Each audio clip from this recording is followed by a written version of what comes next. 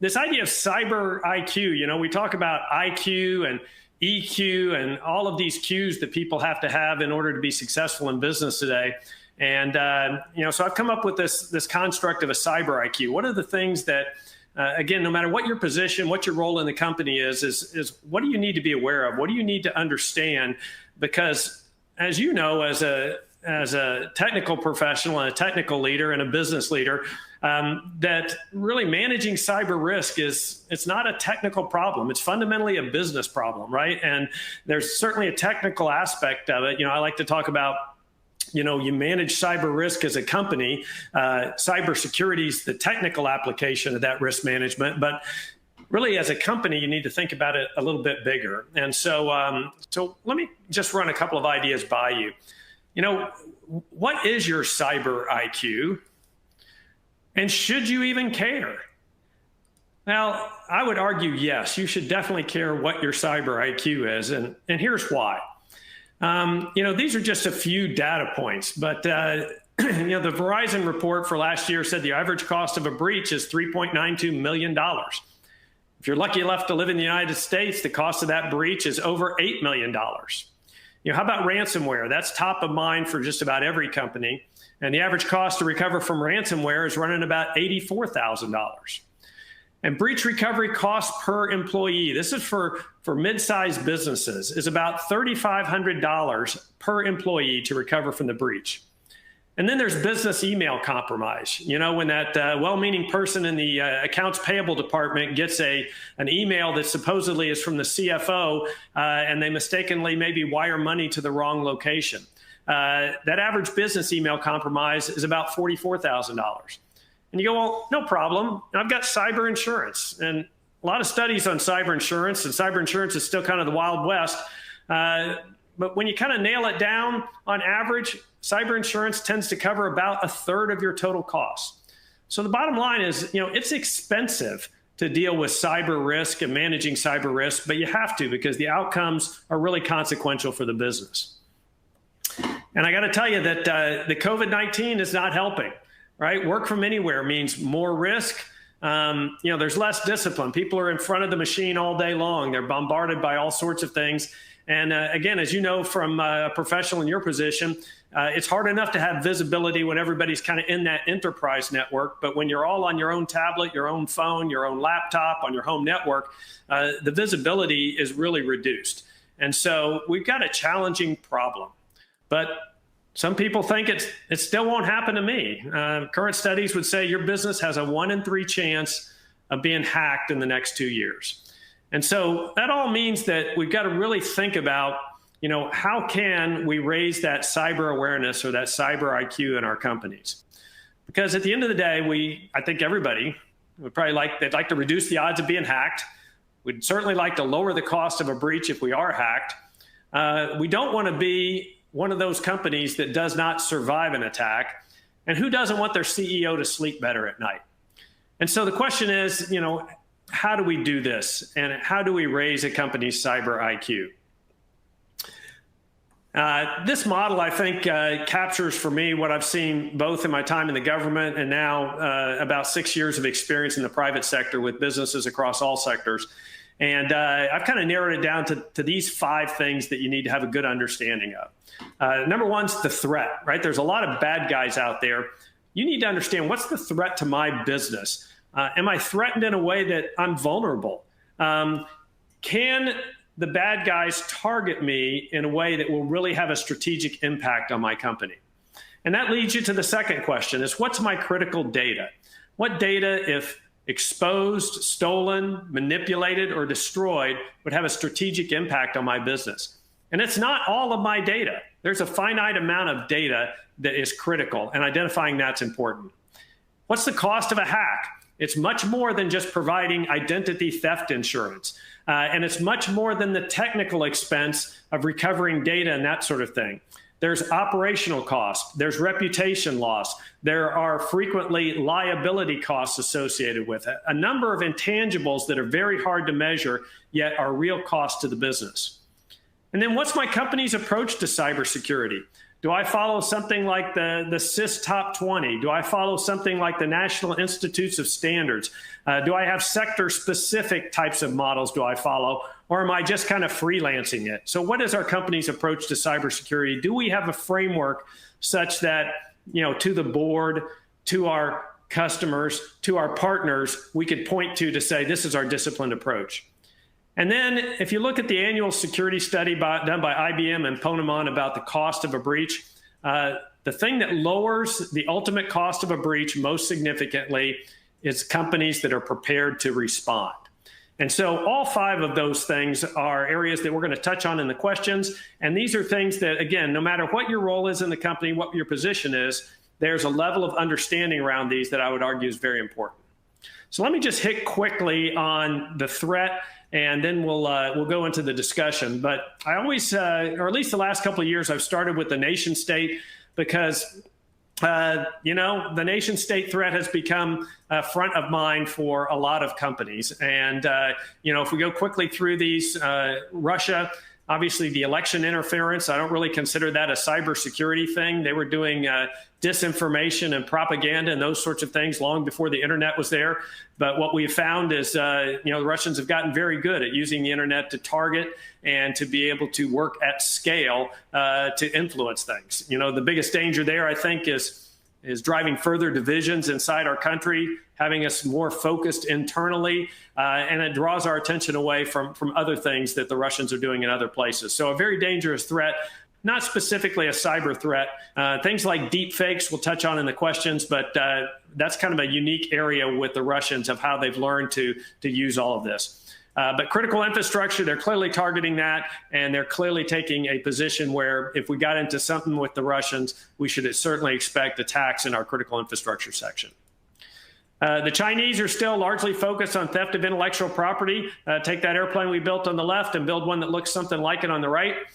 This week, though, for the first time, really, we had from the Department of Homeland Security, the Cybersecurity and Infrastructure Security Agency came out with a warning to critical infrastructure that we're seeing more and more activity by the Chinese, similar to the Russians, operating in our critical infrastructure. So again, expanding their portfolio of capabilities. And then the Iranians, going back to 2020, some of you may remember the attacks on our banking system. So the Iranians have already proven that they're willing to go after us at home, if you will. And then a number of attacks that the Iranians have done on particularly oil and petroleum and those sorts of things in the Gulf region. And the Iranians, they're a country that's clearly figured out, while they can't compete with us militarily, they can certainly create a lot of issues for us in cyberspace. And then finally, the North Koreans. They're fundamentally trying to get funds, right, to deal with the sanctions and those sorts of things. They become very good at it. The attacks on the SWIFT banking system about 3 years ago, about $81 million. They're very good at cryptocurrency theft and very focused on those things. In addition, the North Koreans are building out their capabilities. My little map on the left side of your screen shows how dark North Korea is at night. But they figured out you don't have to be in North Korea to run a hacking operation. You can go to Indonesia, you can go to Malaysia, you can go to China. So the North Koreans continue to build out these capabilities.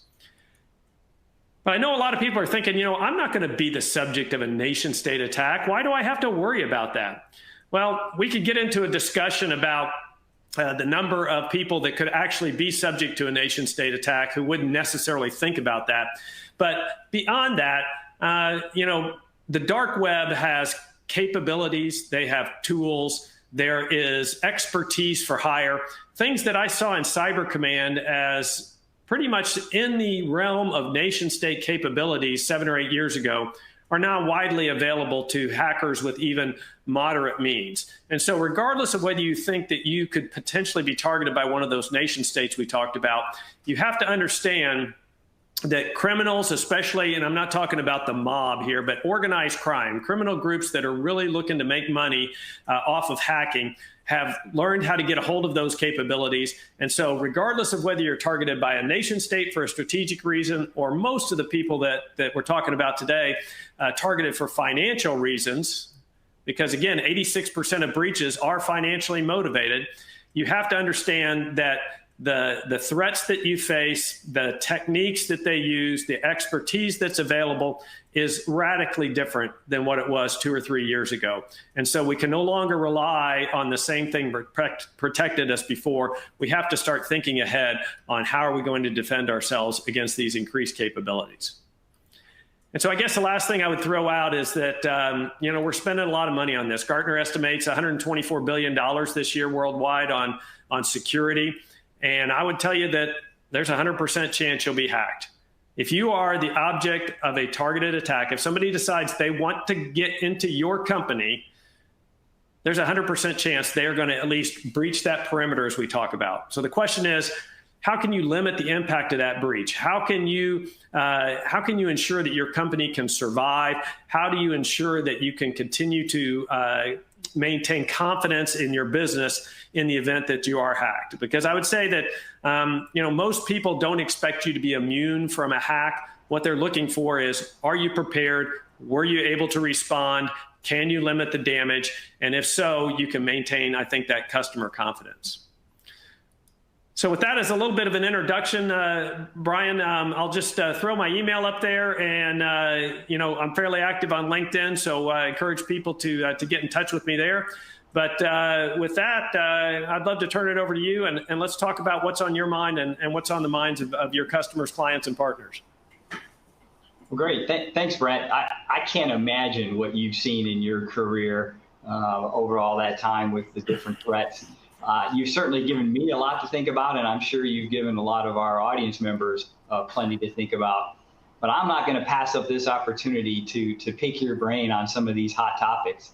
So as it relates to what you just described in terms of these new threats, can you please share how companies should be not only aware of these threats, but how they should be monitoring for this type of activity, as well as documenting and instilling those best practices for this type of scenario as part of their corporate incident response plan?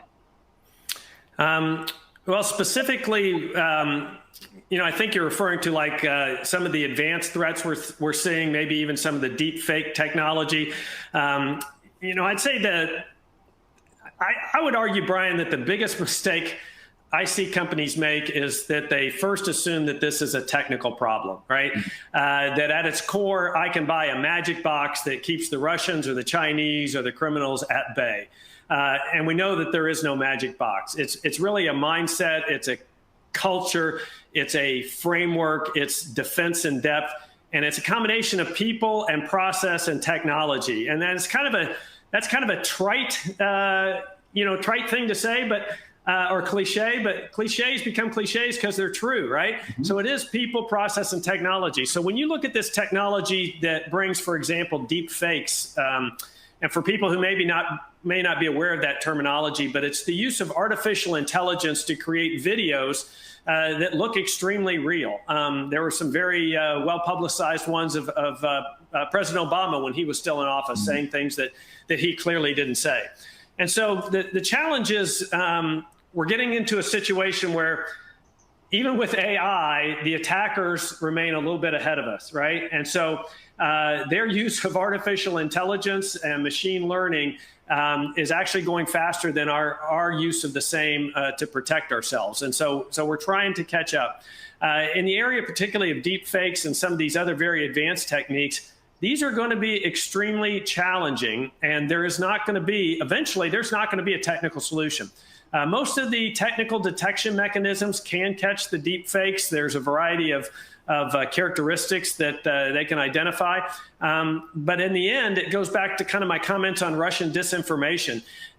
We're going to be susceptible to that. And a lot of that is really going to be how we get people to think about this, get people to question, get people to demand, authentication, and not to believe the first thing they hear. And unfortunately, that's not necessarily a characteristic that Americans in general are good at, but that's what we need to do. But I think your question just highlights what I mentioned earlier. The bad guys continue to capitalize on the technology. They always have an advantage as the offender, and we've got to work hard to be able to keep up. And so we have to continue to understand what's on the horizon and look ahead instead of looking behind. Yeah, that's a good point. I think keeping up with some of the newer advances in technology and trying to balance that with the traditional foundational controls It's a challenge, but it's something that we have to do as security professionals. Yeah. So, no, I was just going to piggyback real quick on that is, there's this foundational set of things we do, right? That's everything from identity access management and its firewalls and its IDS and IPS and all those. And all of that has to be done, right? Yeah. That's the foundation.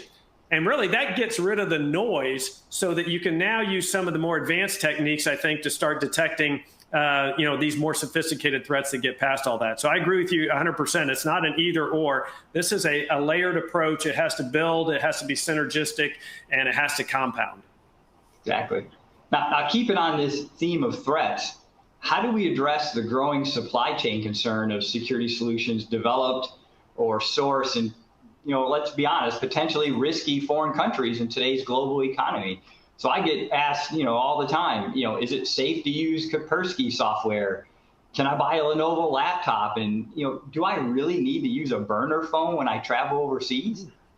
Yeah, those are all good questions. And I'll tell you an answer to all three of those questions. I would say no, and yes, I would use a burner phone. So that would be my answer. But I think in all seriousness, the way people see this playing out in real time right now is the whole discussion with 5G and Huawei, for example. And so what we see is, we see this tension between cost, business agility, and security. And I would argue that those are the three factors that professionals like you have to consider all the time and articulate to the business, is that there's going to be a trade-off between the benefits of this technology, what's it going to cost us to get it, and what are the security concerns. And let's face it, sometimes you're going to have to pay more to be assured of the security. And so while we can't go into everything that I do know, the concerns that you see articulated about Huawei are valid. The concerns that people have about supply chain are valid. There is particular risk when I think about everything from healthcare devices, the things that are part of the Internet of Things for healthcare. What types of things may be embedded in those? Or in terms of manufacturing technology, or in terms of devices that control critical infrastructure. The way those are attacked right now is people have to figure out how to get into them, either physically or through an IT network that's connected. But if we think about our strategic competitors and we start thinking about how diverse the supply chain is worldwide, and we think about the level of sophistication, you certainly have to consider that within that supply chain, there are threats. And if you think it's hard to keep somebody out of your network when you start with them on the outside, imagine how hard it will be to keep them out of the network if they're starting on the inside, and how hard it will be to detect them. So, without pointing at any of these specifically, I would ask people to think about the 5G, to think about the discussions they've heard, particularly about Huawei, and then get curious. There's a lot of open source material about how countries use price and convenience to get a foothold in a variety of areas around the world for other influence. And so I would just encourage particularly the technical professionals out there, the CIOs and the CISOs, to always have that discussion before you decide that there is a trade-off between this business agility, security, and price, and you've got to find the right balance for your company. Yeah, it's all about making that informed decision. So making sure that as a security leader, you're bringing this information, this threat intelligence and this risk information to the discussion so that the business leaders can make that right trade-off decision. Because if they don't have the right information, then that's a failure on us. Yeah, no, and I would agree. And I would pull back to my theme there on cyber IQ, is that I think you're right. It's somebody that's in your position, right, that has to understand the business, right? It has to understand the budget, has to understand the risk tolerance, but has to understand the technology, right? Because frequently, those business leaders are focused on, how do I generate revenue? How do I generate customer value? How do I, and then, like it or not, the cleanup on aisle 9 falls to somebody like you. This particularly happens in merger and acquisition situations, right? And so I think you're right. The traditional role we looked at for CIOs and CISOs, 5 years ago, it's not the same. They have to bring that very comprehensive view, I think you articulated, to the table in order to protect the business. And, to me, the worst part is if a company doesn't, because what you just articulated was, let's make a conscious risk decision, right? Let's weigh all the factors and, okay, we've decided to take this much risk, go do it. What is really bad is if you make an unconscious risk decision, right? If you don't consider all the factors, they don't have somebody like you that brings those factors to the table and says, okay, let's stop and think about it. Do we all agree this is the direction we want to go? Then you've made a conscious risk decision. More often than not, you'll make the right one. But I think your point is just so spot on, is that really thinking about this from a risk perspective and ensuring you've got the right people at the table to have the discussion is super important. And it's not a one-time thing. I mean, risk is constantly changing. So what may have been acceptable 12, 18 months ago, could be much riskier, today. Right. Because the technology we use changes all the time. The technology the bad guys use changes all the time. And so, yeah, you have to have this culture of constant assessment and evaluation. I agree 100%. That makes this job fun. Yeah. So let's stay on this supply chain topic for another moment. So how can we evaluate the security of our third-party partners besides just sending them a customized security questionnaires? Are things like ISO 2700 certifications and SOC 2 reports good enough? No. There you go. There's the short answer. This supply chain thing is huge, and it's something that it's one of the things our company has a big emphasis on is thinking about your supply chain. And let me start with the two aspects of why I would argue you need to pay attention to supply. We talked about supply chain in one context. Now we're talking about it in a little bit different context. So I would encourage the audience to think about, supply chain or value chain. It's those partners, those distributors, those manufacturers, all of those people that are part of your ecosystem that you rely on in order to to execute your business, right? And so, what Brian's referring to is, we're going to bring a new partner in. They're going to provide a specific capability for us. Excuse me. And we're smart enough to go, we're going to inherit some risk when we bring them on board, right? And I would like to know what that risk is.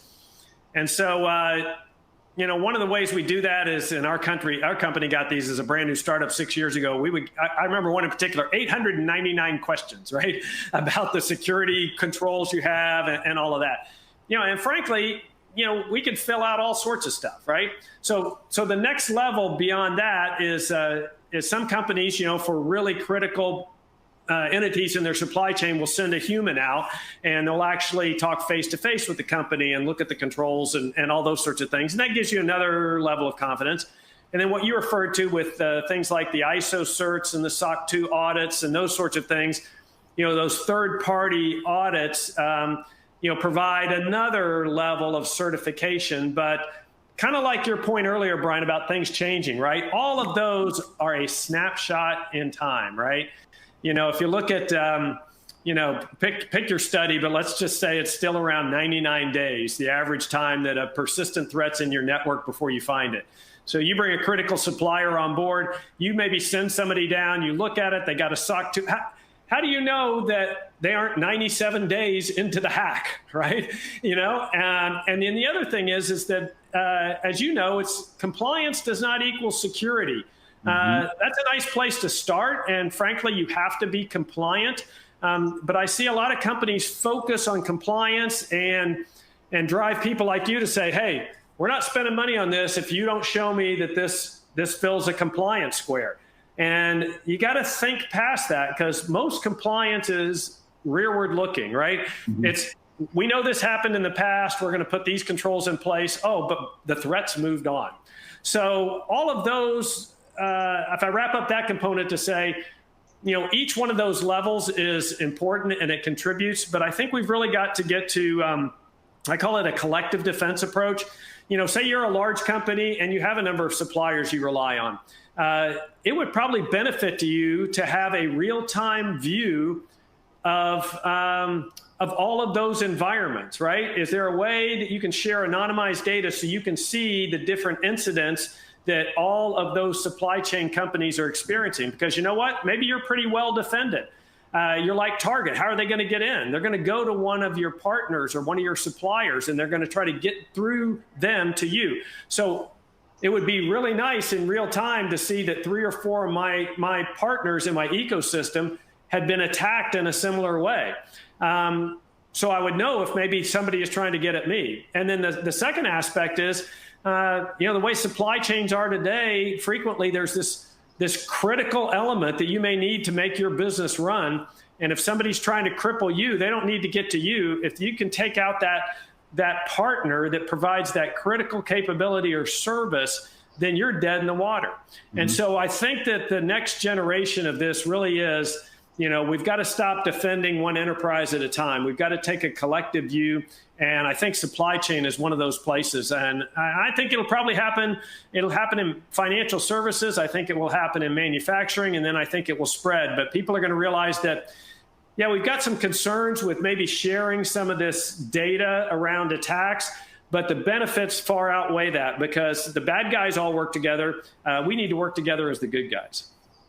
Yeah, and it brings back to your notion of people, process, technology. When you think about the people aspect, it's building that relationship with your strategic partners. I will reach out to the CISO of one of our strategic partners and have a conversation like this, a dialogue, and share information so that you can get to that real information and share best practices. Because again, it's more than just filling out a questionnaire. Right. Yeah, and I think that all the initiatives, such as the Information Sharing and Analysis Centers, the ISACs, have been good. There's, a bunch of those for different sectors. Where I would like to see that go is get to a point where, you don't have to get on the phone with that other person, right? That you have a way to share that in real time, where your analysts can see, the details of this different activity, where you can kind of crowdsource these analysts together when you see, 3 or 4 companies experiencing the same type of event. And so I think that's where we'll see this evolve to, is to get to that real-time collaboration. And it's really important because nobody has enough resources to defend against all of this, right? If we can find ways, like you said, to bring our capabilities together jointly, I think that's the direction we need to go. That's great. So let's switch gears a little bit. So, you can't open up a browser without seeing some news about another ransomware attack. So how should we be practicing to recover from a major cyber incident like a ransomware attack? Are tabletop exercises sufficient? Yeah, I mentioned earlier that when you look at these cost of a breach studies, that the number one way to reduce the cost of a breach is to be prepared for the breach. Mm-hmm. And so if we go back to my earlier premise that if you're the subject of a targeted attack, there's a 100% chance that attacker is going to be successful at some level. And I guess I would add in there that you don't become the subject of a targeted attack necessarily because the attacker is sitting around going, I would really like to go after, company X. What they have is they have automated ways of scanning, let's call it the internet, and finding people that have vulnerabilities or things that aren't patched, or, and they're always going to find those. And then they find that opening, and then they look at that company and they go, does that company have money, right? Would they be subject to a ransomware attack or an extortion attempt or something like that? And so you become the object of a targeted attack a lot of times randomly, if you will, right? You are randomly selected because you are vulnerable, but now you become targeted because the attacker knows, A, I can get to you, and B, there's something of value, I think, that I can extract from you. And so step one to I think, to your question is, let's just assume that we can be hacked. Step two is I kind of go back to my my days in the military, and one of the things we used to differentiate between was training and exercising, and this gets to your tabletop question. One of the things that I would argue that we definitely did better in the military was embrace this concept of training and exercising in this way, where those are different things, right? That we conduct training to teach you how to do something. In this case, let's say respond to a breach, right? And now we're going to conduct an exercise to figure out if our training was any good. And what I've seen in the private sector is there's sometimes a hesitancy to exercise in the way we need to exercise. And what I mean by that is, the exercises have to induce stress on the players in the exercise, right? They have to get them, into a, at least at some level, a feeling of, holy crap, how am I going to deal with this, right? And so when we have those types of exercises, people are going to make mistakes, right? And so the attitude of the senior leadership of the company has to start off with is look, the objective of this exercise is not to get Brian fired, right? The exercise is designed to determine where are our gaps? Where are our gaps in training? Where are our gaps in process? Where are our gaps in technology, right? And so that when we conduct the exercise, we're trying to figure out what is it that we need to do better, right? So that we can deal with this situation better in the future. Now, if we do 3 exercises in a row and Brian goofs it up every time, that's a different discussion, right? But what we're looking for is, do we get better every time, right? So the fundamental premise is we have to train people on how to deal with this, and we have to conduct the exercises. And then the exercises we conduct as a business, I know you personally, in a variety of positions you've been in, have routinely practiced technically, what does my staff need to do to recover data or deal with a breach or whatever? But back to the cyber IQ thing, how do you have to think of this as a company? Well, responding to a breach as a business is, I trust Brian to handle the technical aspects of this, right? What I really need to exercise is communication, right? What am I going to tell my customers? What am I going to tell my employees? The first people to sue Sony were employees. What am I going to tell my partners in the supply chain? What do I have to disclose to law enforcement or regulators, right? All of those things is the business aspect of dealing with the breach. In addition to where the business and the technical start to mix is, as you well know, say it's a ransomware attack and we lock it up and you've done exactly what you do. You've got these backups and all that. There's no question we don't need to pay the ransom. But there's some friction, right, to recovering that data and getting everybody back online. Because is the data an hour old? Is it a day old? Is it a week old, right? And so the exercises have to go through those different scenarios, because it's not free to recover from a breach, no matter how well prepared you are. So what I'm getting at is that, a tabletop exercise is good to get the discussion out there, but you have to go a couple of levels down. You have to create, I think, stressful situations. You have to involve the whole business. And there's times that you have to, no kidding, go recover from the backup and take the finance department down for 6 hours and see how we deal with that, for example. And so I think that if you really want to talk about being prepared for a breach, it's more than a once-a-year tabletop that the CISO and the staff do. It really has to be some frequent work, and it has to be established by the business, the CEO, let's say, that our objective is to get better at this, right? And our objective is to identify gaps and to close those gaps. And I think all of those are things that I would put in my toolkit if I were advising companies on how to prepare for a breach. Nice. I like that concept of training versus exercising. That's very thought-provoking. I have to think about that one a little bit more. I like that. I've often used more of a sports analogy where a basketball player will shoot 100 free throws, and that's worth 1 point. But yet, one of these breaches, as you showed on one of your earlier slides, could be millions of dollars. So why are we spending more time practicing to be able to respond to those types of attacks? So I'm going to throw out one. I mean, I could ask you, another 20 or 30 questions, but I want to ask you just one last one before we before we move on. So there's increasing talk of threat sharing as a way to increase our cybersecurity posture. Can you talk about the benefits and even the risk of more of this threat sharing? Yeah, I introduced that concept a little earlier of collective defense, and so, again, back to my military heritage, we don't fight alone as an Air Force or a Navy or an Army. We fight collectively, right? We don't fight alone as the United States. We fight as part of coalitions and with allies, right? So in these physical domains, we figured out we can't do this alone.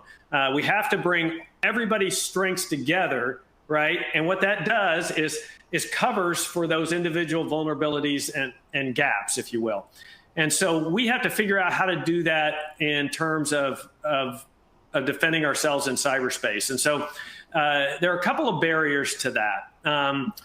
The first one is, people are anxious about sharing information related to cyber attacks because they don't want to expose proprietary information. They don't want to expose the fact that, maybe some customer data was compromised, et cetera, et cetera. But when I'm talking about collective defense for cybersecurity, that's not the information that needs to be shared, right? Back to our supply chain. I don't even necessarily need to know which company in my supply chain was attacked. What I need to know is that a company in my supply chain was attacked. Here are the behaviors associated with the attack. Here's the metadata associated with that. Here's the characteristics. I'd like to maybe exchange things with the analysts that identified it, right? Because what that does for me is allow me to go, if that had happened to me, I could have defended against it. That's good to know. Or if that happened to me, it would have been successful. So I need to fix something. So when we talk about sharing information at that level, it's about sharing that, let's just call it the metadata associated with those attacks. Okay. So number one, to make this work is we've got to get to a data anonymization structure that people are comfortable that the data that we need to create the collective defense is what we're sharing, and it is possible to protect this proprietary information and protect us from liability. Then at the next level, we've got to get to where, particularly for critical infrastructure, we can get to a construct that allows effective public sector, private sector sharing. Because look, the government has access to information that we do not have in the private sector. I saw that in spades, working at Cyber Command. And the government has roles and responsibilities in what we call gray space and red space, to go out and perhaps stop attacks in progress or to stop attacks at their source, right? But there's a lot of bad guys doing a lot of bad things. And so what I needed in Cyber Command was an understanding of what's happening in the private sector. Again, just that metadata. I don't really care who's being attacked, but so I could go out and do the things that I need to do. And so right now there's a lot of skepticism on public-private sharing. I think, as you know, one of the biggest challenges is companies that do share with the government feel like they don't get anything in return. We've got to make that more bidirectional, and we've got to make sure that there's protections in place. But the bottom line is certain sectors, the utility sector, manufacturing in general, is very open to sharing. Other sectors like finance, maybe not as open, right? So it's about getting to the point where the benefits of sharing outweigh what we perceive as the risks, but getting to real time, getting to sharing that critical metadata, getting to see the whole attack surface that's relevant to you. I think all that's what has to come together before we can really get to a collective defense in cyberspace.